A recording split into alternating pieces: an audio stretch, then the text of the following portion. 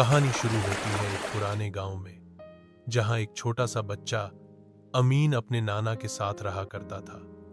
न कोई मोबाइल, न कार्टून, बस मिट्टी के खिलौने, गधे, घोड़े, सिपाही और एक छोटा सा मिट्टी का तोता, जिसे वह चू चू कहता था।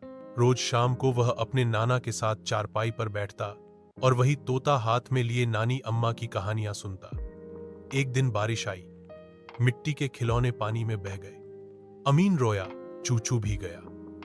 नाना ने तसल्ली दी, बेटा, खिलौने चले जाते हैं, यादें रह जाती हैं। सालों बाद अमीन अब जवान हो चुका है, शहर में रहता है। एक दिन वह गांव आया। वही पुराना कमरा, वही चारपाई, अलमारी के कोने में कुछ नजर आया। मिट्टी का एक आधा टूटा हुआ तोता, चूचू। वह मुस्कुराया, आंखों में नमी आ गई।